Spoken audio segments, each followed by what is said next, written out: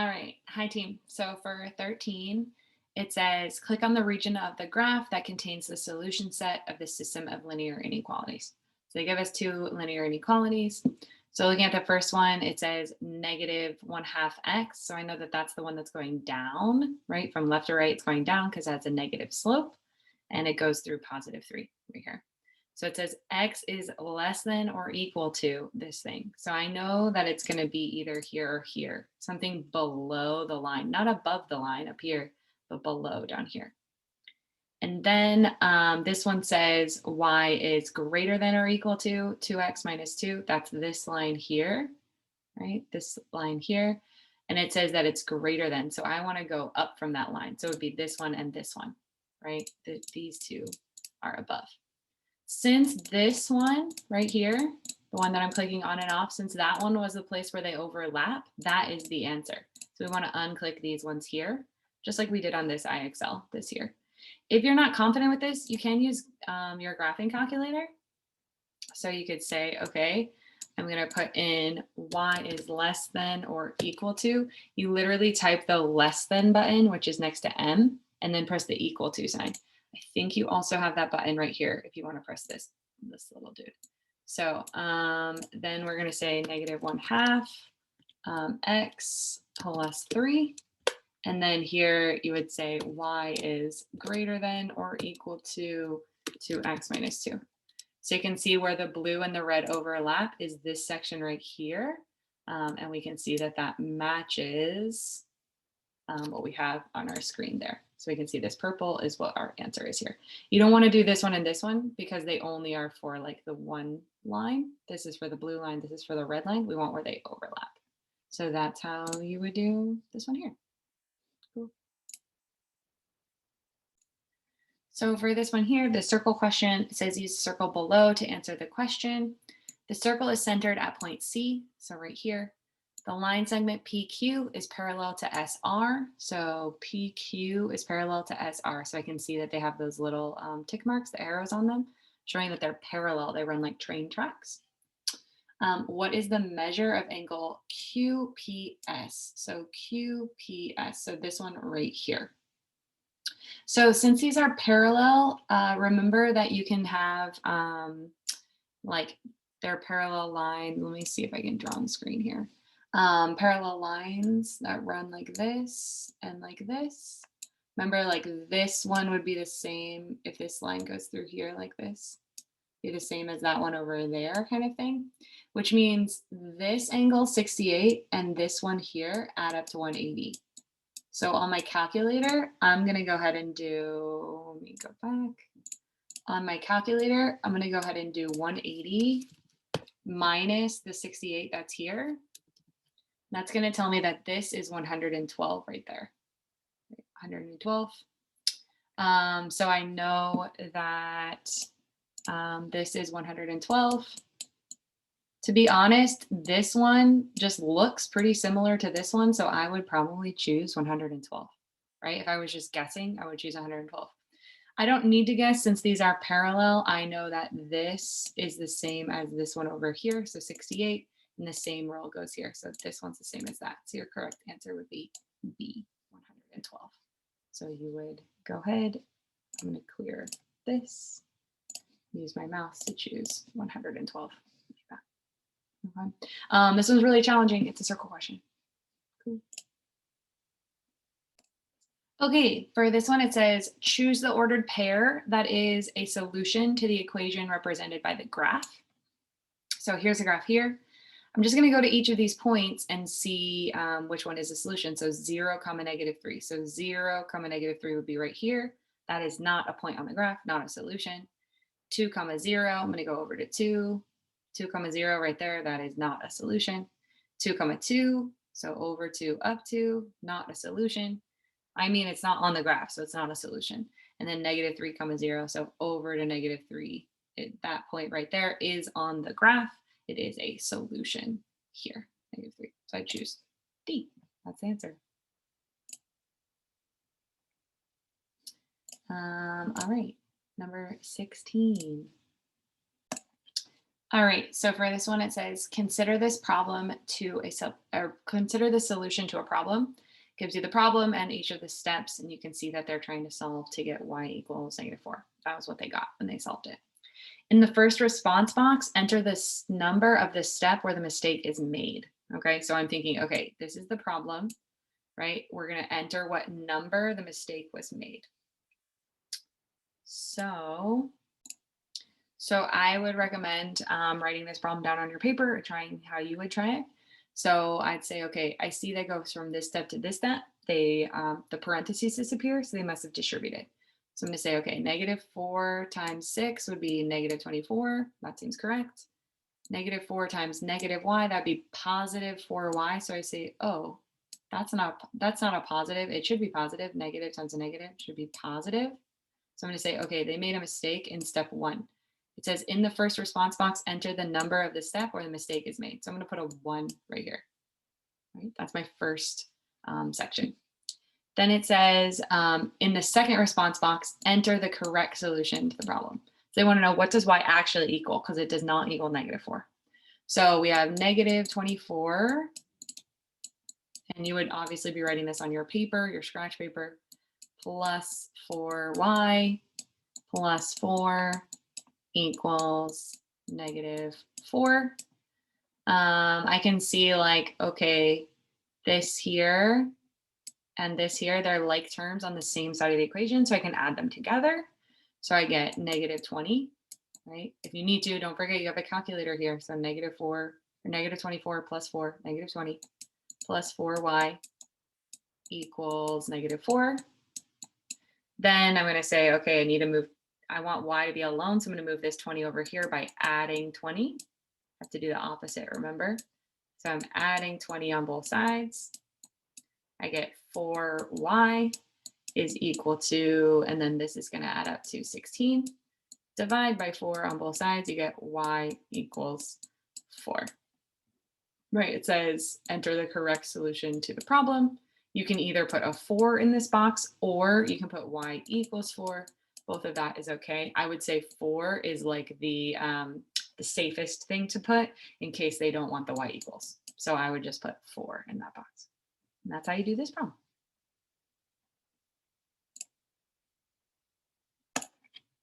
Okay, for this problem, it's talking about sequences. If you want to skip this problem, I'm okay with that. Just go ahead and write, Ms. Max said I could skip it. But if you want to know how to do this one, I'll show you. So it says, consider a sequence whose first 5 terms are this, which function with domain all integers n is greater than 1 could be used to define and continue the sequence, right? So we see the sequence, you might notice it's a pattern. It looks like it's adding, right? It's adding every time. It's adding 1.25, adding 1.25, so like 1 1/4. Right? So 1 1/4 being added every time. So you could say, okay, I know I'm adding every time. When we talk about like what n this is, this would be n is 1. So like it means like the number of terms. So this is 1, this is 2, this would be 3. It's like what number of the sequence it is. So then you could have like 6, 7, 8, 9, right? So this is n equals. So when n equals 1, you get this. When n equals 2, you get that. So you could plug them in here.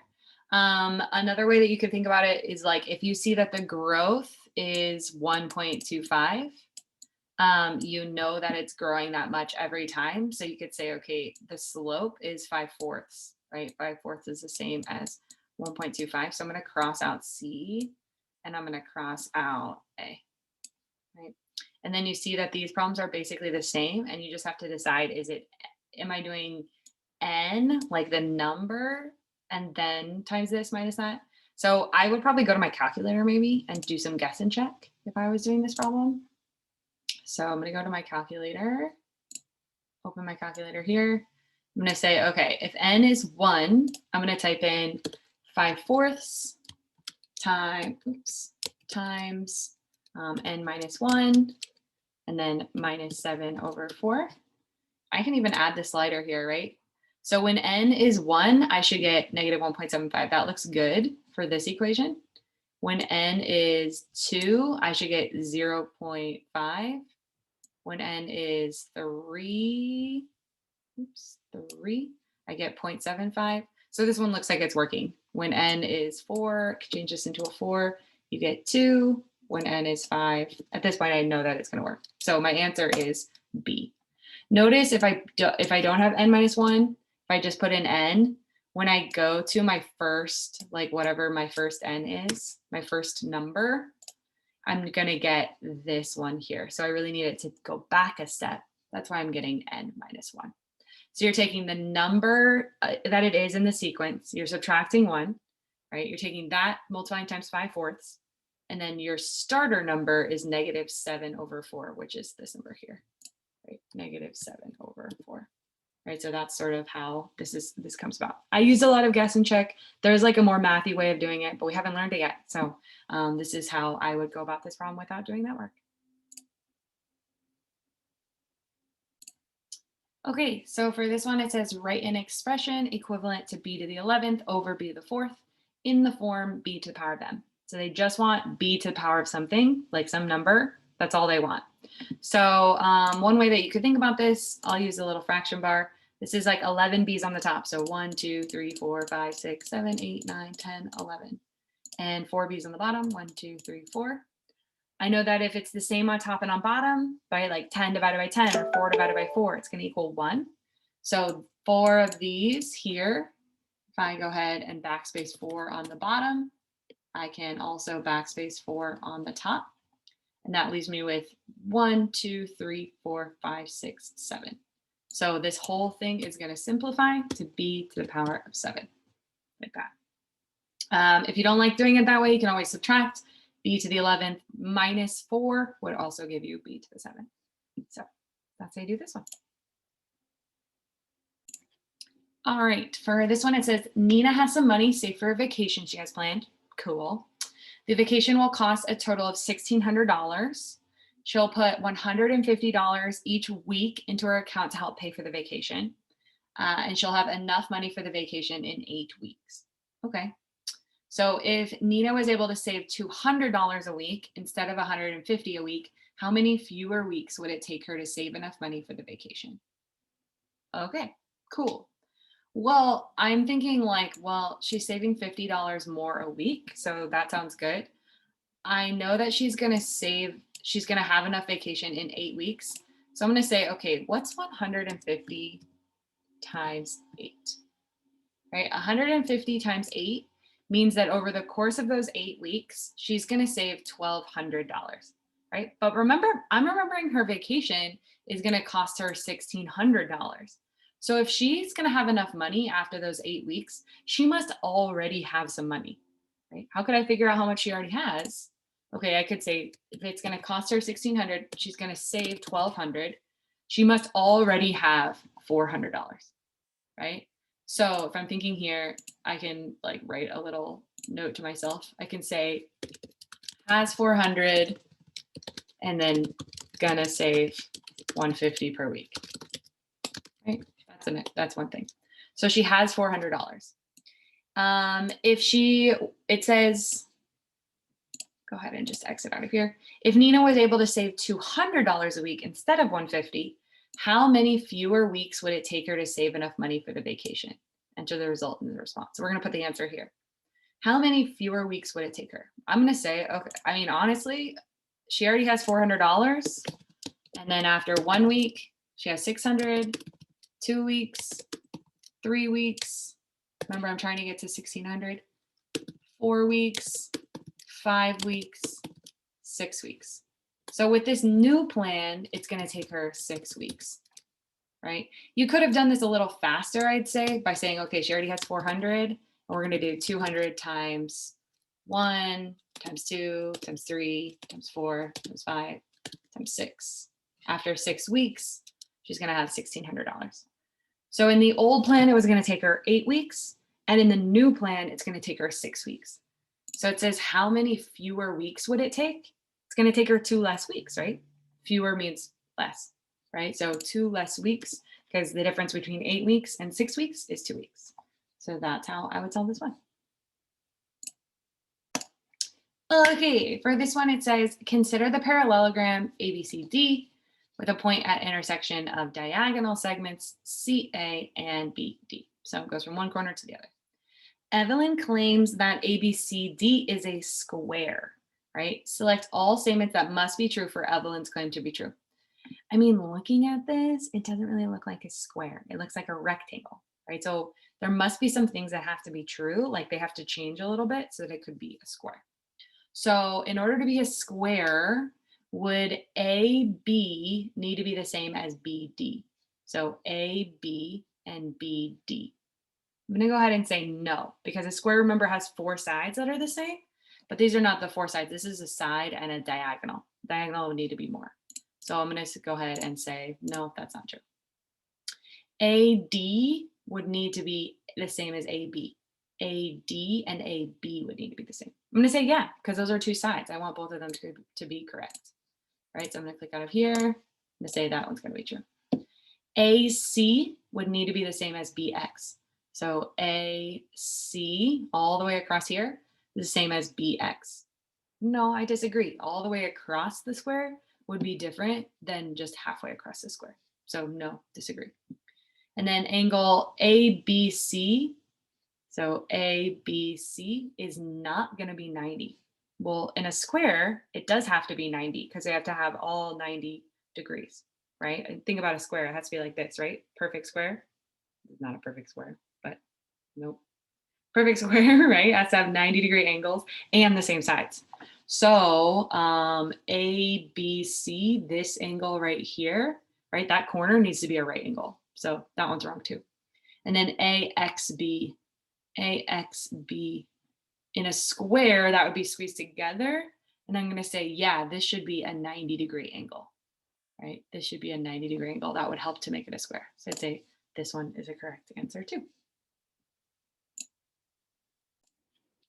All right, so this one says a student earns $7.50 per hour at her part-time job. She wants to earn at least $200. Enter an inequality that represents all the possible number of hours H the student could work to meet her goal, right? So enter your response in the first response box. So in this box, I have to write an inequality, like an equation, but with they're giving you a clue, it needs to have greater than or less than. So she's gonna earn $7.50 and then times however many hours she works, right? So I could say times H, or probably I could just say H. Since it tells me the possible number of hours should be H, I'm gonna use H in my equation, right? And then that's how much money she's gonna make. She wants to earn at least 200. So she wants this to be more than 200, either 200 or more, right? So she wants this side to be more. So I'm gonna use this one that faces that way because she wants this to be more, right? Remember the alligator, if you use that alligator eating this number, it's gonna be more than 200. I'm using the line underneath because she wants to earn 200 or more, at least 200, so $200 or more. Then it says enter the least number of whole hours student needs to work in order to earn at least $200. So enter your response in the response box. So I'm thinking here, if I have my calculator, I've got 750 times X is greater than or equal to 200, right? X here, I see 2.66. Oh, 200, that'd be good. I can see way over here. It looks like 26.66 is my X. I know like, okay, I want to get X by itself. So I'm going to go ahead and divide by 750 and divide this side by 750. That's going to give me just, these two are going to cancel, give me just X. So then I want to know what this number is. I'm going to go ahead and pop that here. I get 26.6. So that makes sense to me. If I have 750 and I work 26 hours, I'm going to make 195. Remember, I need to make more than that. So I'm going to go up to 27. And at 27 hours, the student would earn $202.50. So that's at least. Remember, they want a whole number. It says enter the least whole number of hours she has to work. So we don't want to use 26. We're going to use 27. Because 26 is not enough hours. She'd only have 195. And then at the 27th hour, she would get up to that point there. So you could use this line if you wanted to just plug this part in.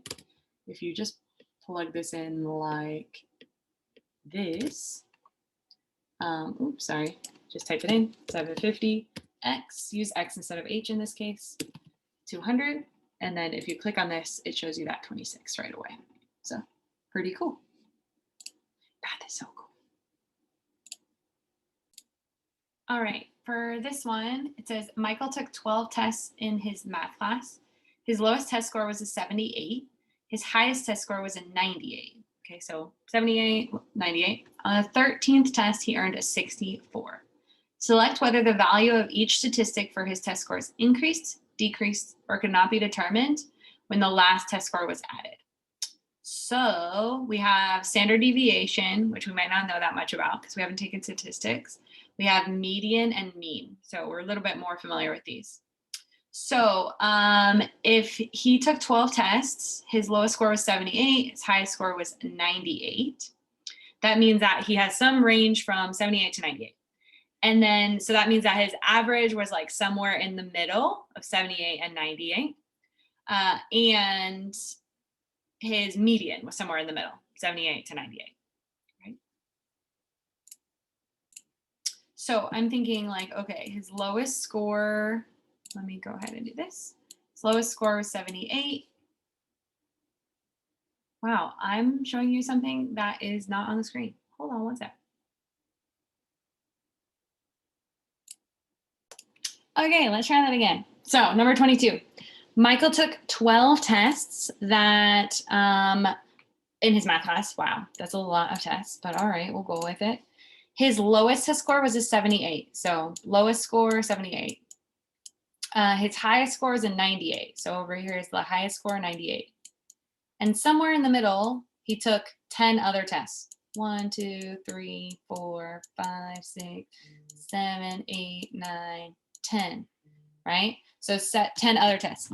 His highest, on the 13th test, he earned a 64. So then all of a sudden he earned a 64 over here. Maybe he didn't study or something, got a lower score. Select whether the value of each statistic for his test scores increased, decreased, or could not be determined. So these are the different things we have to talk about: standard deviation, median, or mean. So remember, let's start with mean. Remember, your mean is your average, right? So his average right now is somewhere between 78 and 98. If he gets a 64, the lowest he's ever gotten, that's going to pull his average down, right? So his average is going to decrease, right? It's going to decrease. So his average is going to decrease. His median score, right? His median score is the middle score. So it's not the average between them, but it's actually the middle number, right? So for median, it would be his middle. Since there's 12 tests, it'd be like, okay, this is 1, 2, 3, 4, 5, 6. And then from this side, 1, 2, 3, 4, 5, 6. So these two here would be, we'd average these ones in order to find the median. Let's imagine that we add this 64. Now it's going to shift to be just this number right here. That's the middle number, right? However, here's my argument. It could be that this is like 89 and this is like 90. And so his it's going to go down. But it could be that this is 90 and 90. And the median is actually not going to change at all. But we don't know if it's like this or if it's like this, 89 and 90. We don't know which one it is. So I'm going to go ahead and say that it cannot be determined if it's going to go up, down, up or down, right? It could stay the same. So I'm going to say it could not be determined. And then finally, standard deviation. We haven't learned too much about standard deviation.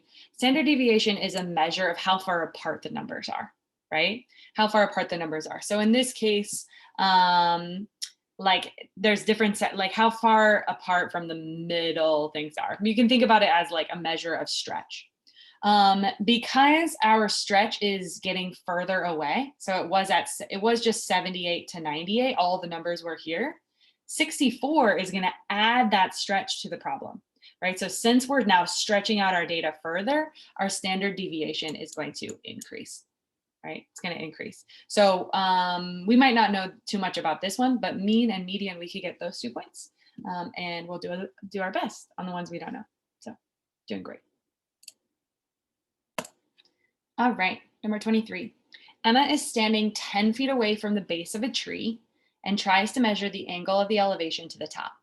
She's unable to get an accurate measurement, but determines that the angle of elevation is between 55 degrees and 75 degrees.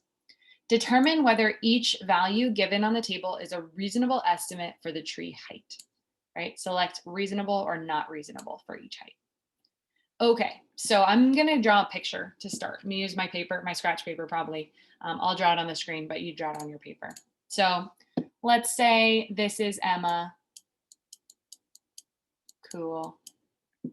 She's hanging out. She sees a tree over here. Don't make fun of my drawing. I'm drawing online. Oh, wow, that's pretty good. And she says, all right, this is right here. This is 10 feet away. And she is measuring the angle of elevation to the top. So she's measuring this angle up here. Check out this triangle we just made. Cool. All right, that's real ugly. Let me try again. Going up here. Nope, not better. One more time. There we go. And straight down. Not cute either. All right, this is a right angle. Cool. She thinks that she's roughly somewhere between 55 and 75 degrees. 55 and 75 degrees. We don't know. We do know this is a right triangle because the tree is standing straight up and down. So we have a right triangle. And we know they're 10 feet away. We're trying to measure this side over here. Right? So since it's a right triangle, I'm thinking SOHCAHTOA. So I might even write on my paper, SOHCAHTOA. Hopefully your writing looks better than mine. All right. And we know over, if I go straight across over here, this is my opposite, right? And this long side would be my hypotenuse. So this must be my adjacent, right? Hypotenuse over here. Doesn't matter, not working for me for my problem. So O and A, that is TOA. O and A, that's TOA. So I'm gonna write tangent of the angle. I'm gonna do 55 here, is equal to the X, which we don't know, over the A, which is 10. So I'm gonna multiply times 10 on both sides. And that's gonna give me X equals 10 times tangent 55. I'm gonna go to my calculator. And I'm gonna say, I'm gonna wait for it to load. Load, there we go.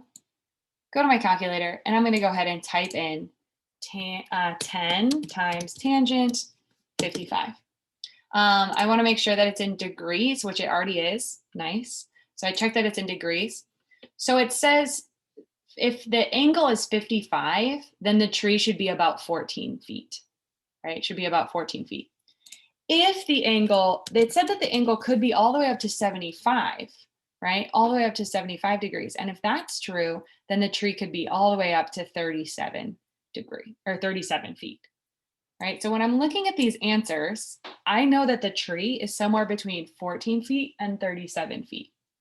So since it's between these two, I'm going to go ahead and mark if these are reasonable or unreasonable. So 4.2, that's silly. It's not going to be that small. It's a tree.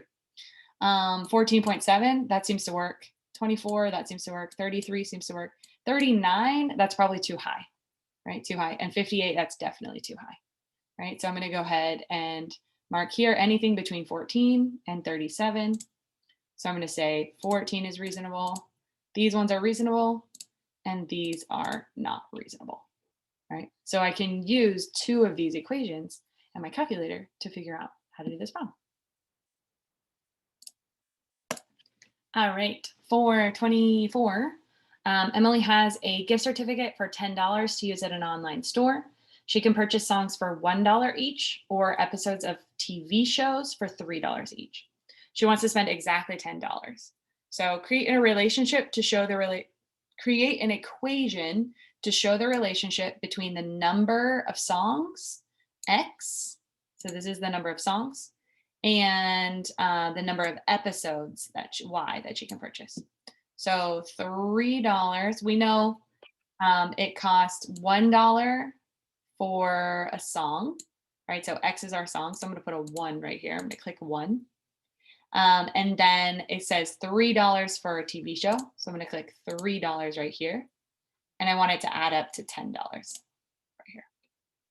$10 there. She wants to spend exactly 10. So interesting.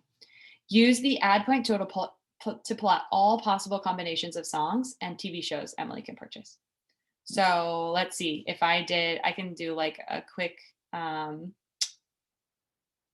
can do, well, one way I could do it is I could graph it, 1x plus 3y equals 10. And then I could say, okay, well, remember she wants to spend exactly $10. So I have to find a place where it's not, where it's 2 whole numbers, right? So two whole numbers here. Maybe at 1 comma 3. So 1 comma 3, I could even put it here if I want to keep it, right? 1 comma 3, that's on there. And about 2, at 2 is not a whole number. At 3, not a whole number. At 4 comma 2. At 5, that's not a whole number. I kind of have to look for ones that are like on the lattice lines here. So I see like 7 comma 1 is there. So I'd say, okay, 7 comma 1. And then I'm going over here and maybe she does 10 comma 0. That's like 10 songs and no episodes of TV. So you can kind of see those are the 4 places where she could spend exactly that amount. Think about it on this way. You can't buy 8.3 songs, right? So she has these points available. So 1 comma 3. So over here, I put 1 comma 3. Press, oops, sorry, put that here. Press add point, put 1 comma 3. This is 2 comma 4 or 4 comma 2. This is 7 comma 1. And then 10 comma 0. And those are the points I would put here for Emily's online spending. Those are the only available points.